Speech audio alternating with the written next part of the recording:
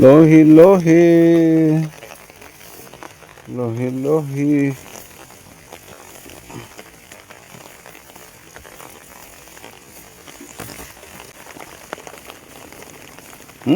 Ako ng bunga.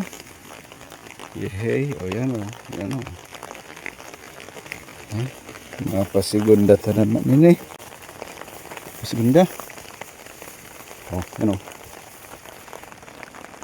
Pasigunda naman siya. Para next month nito.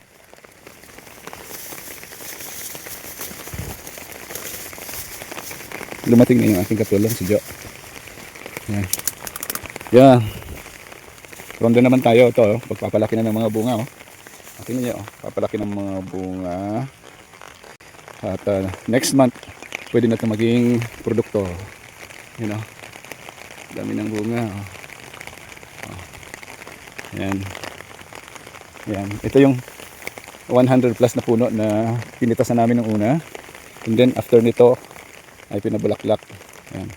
So yung harvest natin ng kalamansi ay tuloy-tuloy. Wala tayong inaanihan ng isa lang. Ito. Yung one time big time. Hindi tayo one time big time. Ang ating produkto ay tuloy-tuloy.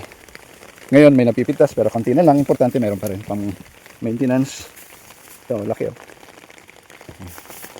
pang maintenance lang. Para hindi tayo gagasta ng personal nating pera. May maintenance galing mismo dito sa mga tanim natin. Ayan. Yung malapit ng ikopra pero iilan na lang. Maraming nalaglag ng bagyo. Pero makakasustain pa rin siya kahit siguro mga 3 sakong kopra pwede na. Kung mabibili sa 80 pesos, yan, at least makakompensate ng maayos yung ating katulong. Kasi nakakapagod din yung pag kukopra. You know, kasi may nabuhay na ampalaya at may bunga na rin. Maliit na bunga.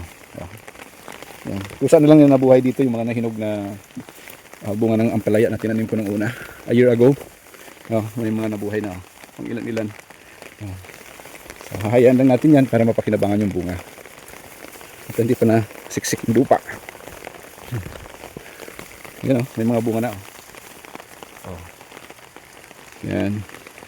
Dito yung mga naitanim ko dito sa baba, actually halos magkakasabay lang ito nandito. Pero natakpan siya ng mga kamuting kahoy kaya nabansot. Ngayon nabuelo na, naalis na yung mga kamuting kahoy. Kailangan na lang i-control yung pagtubo ng damo. Pero yung kalamansi ay lumalago na. Yan, may mga alternate ng mga bagong tanim kasi yung iba hindi nag-progress ng nalanta. Yan. Yan, may mga lansones, kakao, saging. Yan. Yung lansones hindi hiyang dito sa aking lugar, dito sa aking masyadong mabagal yung paglaki kahit nilalagyan ng fertilizer. Ang pangit ng yan lansones yan grafted lansones. Anyway, meron pa naman siyang intercrop na pwedeng pakinabangan. Okay, yan dami ng bunga ng kalamansi natin. Yan. Mababa lang kasi well maintained. Yan. Ito halos mabuwal siya ng hangin. Yan. So dapat siksikin lupa para hindi siya maalog. At saka tumatag yung ugat. Yan, ganun lang. Hindi na kailangang ibalik sa dati itayo. Pero lang siksikin yung lupa. Ayan. Ito mga kalamansi natin.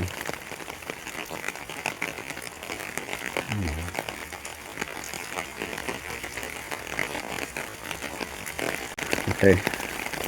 Sa original yung tanim ko dito ang palaya. Tapos tinaniman ko na din itong mga marketed na kalamansi. Naka-alternate sa ampalaya. Nung nawala na yung ampalaya, pati yung mga trellis ay inalis ko na rin. So ito na yung naging pa natin tanim. Yung relay ay kalamansi, pero yung kalamansi natin ay pang matagalan na. Yan. Sa pagitan tanglad.